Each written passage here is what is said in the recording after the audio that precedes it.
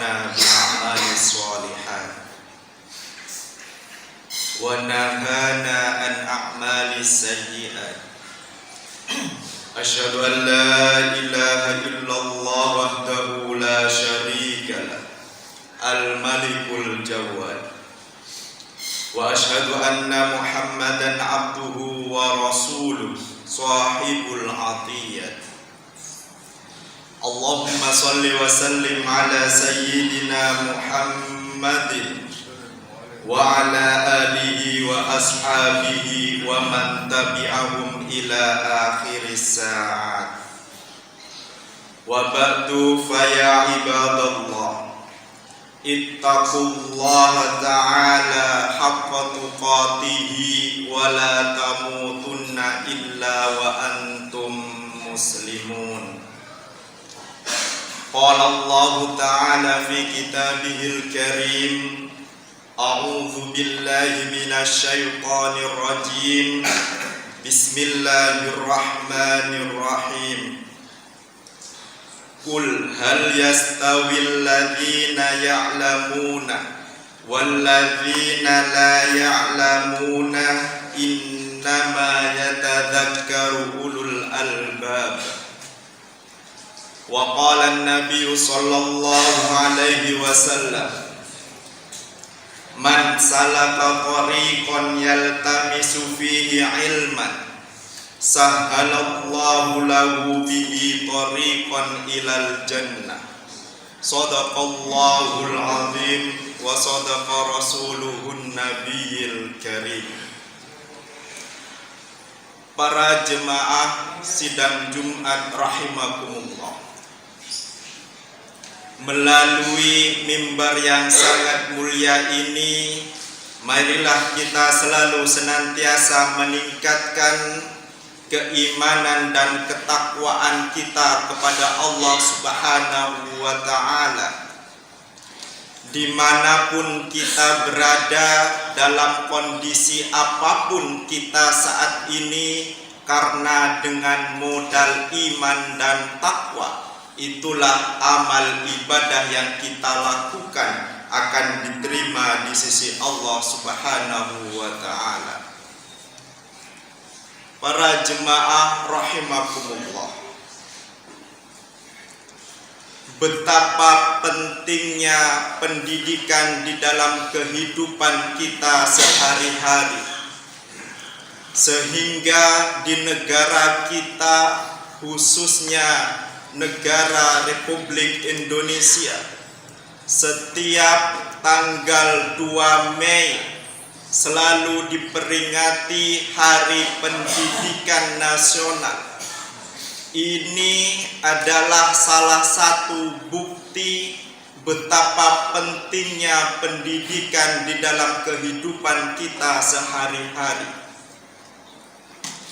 Bahkan pendidikan ini menjadi salah satu indikator kemajuan sebuah bangsa, di mana rakyatnya berpendidikan. Itulah tanda-tanda kemajuan dari sebuah bangsa.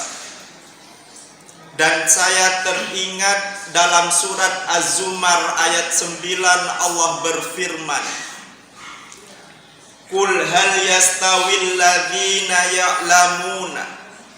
Qul, katakan wahai Muhammad, hal yastawil ladzina ya'lamuna, apakah sama orang-orang yang berilmu, walladzina la ya'lamuna, dengan orang-orang yang tidak berilmu? Innama yatadzakkaru ulul albab, sesungguhnya hanya orang-orang yang memiliki akal yang akan mengambil sebuah pelajaran. Hal dalam kalimat ini di dalam bahasa Indonesia dikenal dengan istilah retoris, yaitu pertanyaan yang tidak membutuhkan sebuah jawaban.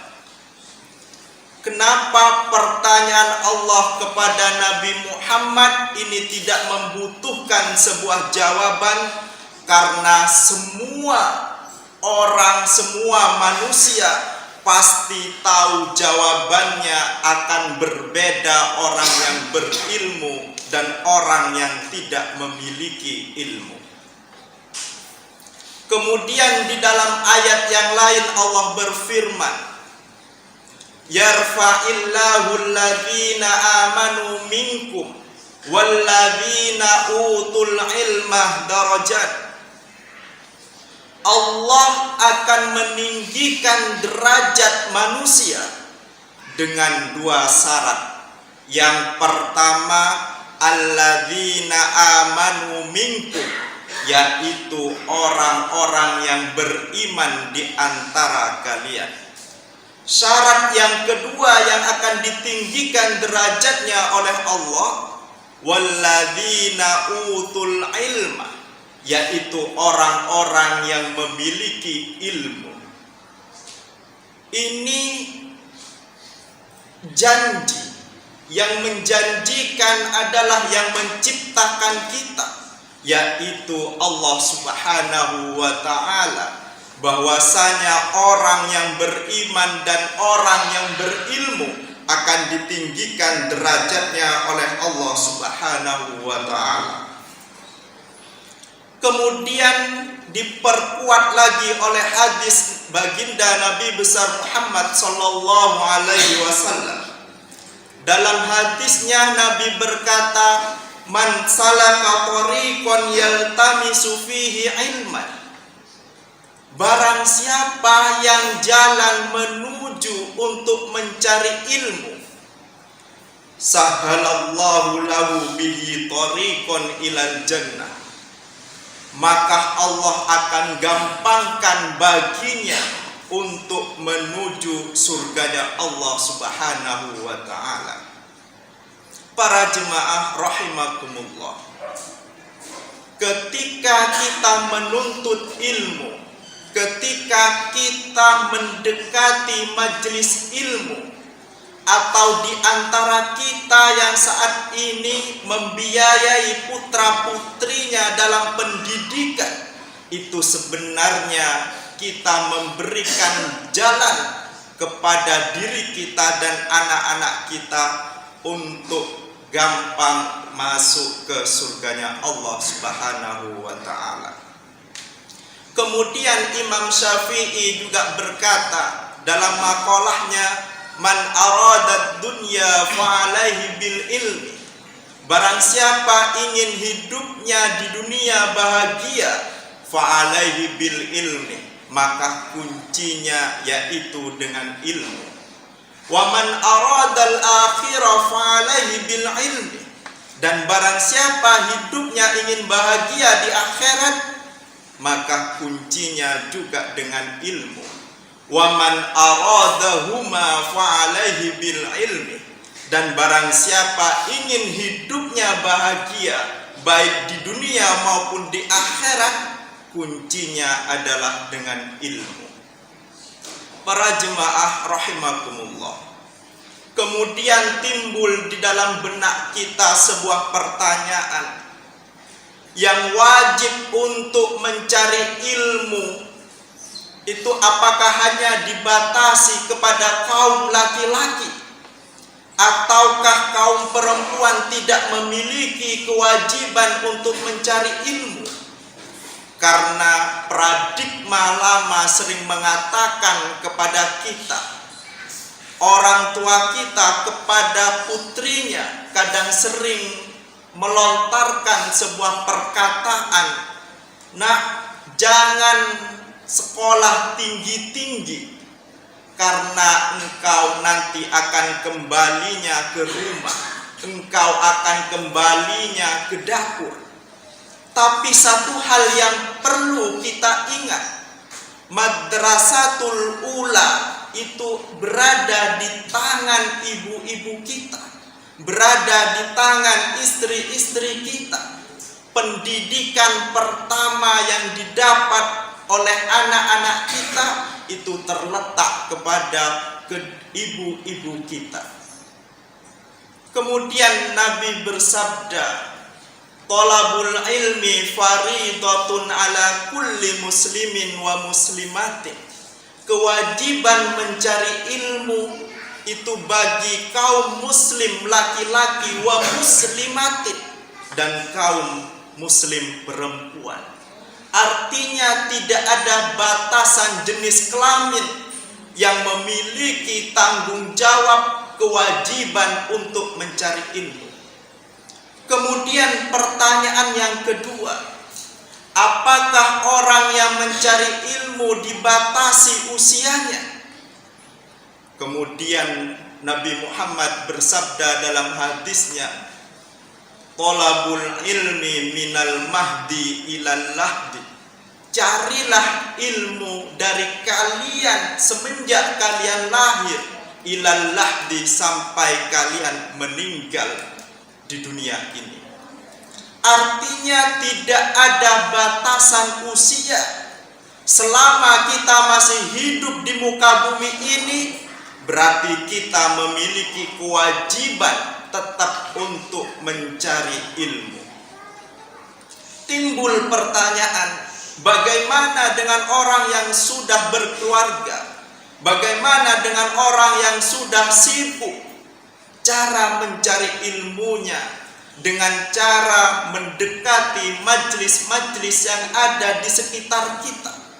Karena itu menjadi kewajiban kita untuk mencari ilmu sampai kita meninggal. Pertanyaan yang terakhir yang sering timbul di dalam benak kita, apakah mencari ilmu ini dibatasi hanya di negara kita sendiri?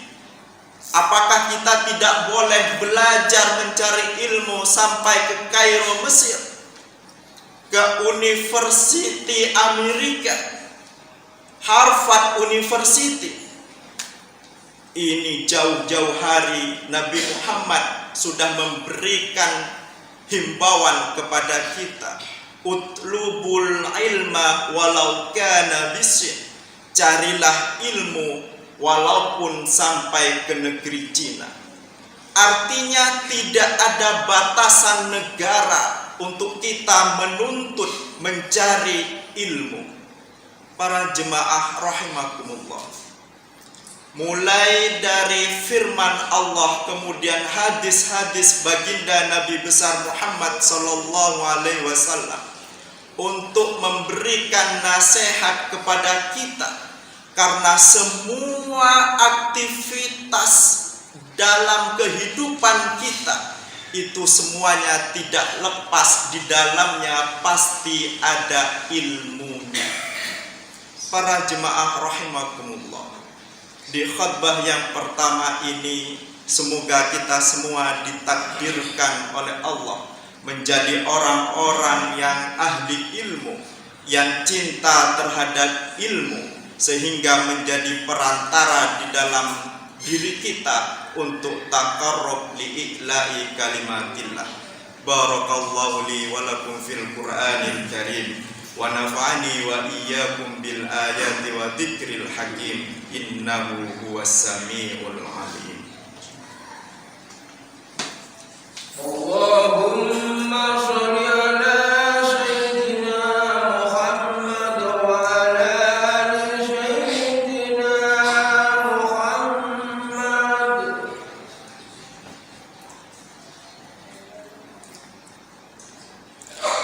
Alhamdulillahi hamdan katsiran kama amar. Asyhadu an la ilaha illallah wahdahu la syarika lah, wa asyhadu anna Muhammadan abduhu wa rasuluhu mab'utsu ila syairil bashar. Allahumma shalli wa sallim ala sayyidina wa maulana Muhammadin nuril anwar wa ala alihi wa ashabihi ajma'in, amma ba'du. Fa ya ibadallah, usikum wa iyaya bitaqwallah, faqad fazal muttaqun. Qala Allah Ta'ala fi kitabihil karim, a'udzu billahi minasy syaithanir rajim. Bismillahirrahmanirrahim. Inna a'tainakal kautsar fasalli li rabbika wanhar inna syani'aka huwal abtar. Allahumma ighfir lil muslimina wal muslimat wal mu'minina wal mu'minat al ahya'i minhumul amwat. Allahumma dafa'anna al-ghala wal bala wal waba wal fasha wal munkar was suyuf al mukhtalifa wa sadaida wal mihan ma dhahara minha wa ma batan min baladina hadha khassah wa min buldanil muslimina amma innaka ala kulli syai'in qadir. Allahumma ja'alna awwala yawmina hadan salahan wa awsatahu falahan wa akhirahu najahan. Rabbana atina fid dunya hasanah wa fil akhirati hasanah wa qina adzaban nar. Ibadallah, innallaha ya'muru bil 'adli wal ihsan wa ita'i dzil qurba wa yanha 'anil fahsya'i wal munkar wa ya'idukum la'allakum tatadhakkarun. Fadhkurullahal 'azim yadhkurkum wa la dzikrullahi akbar.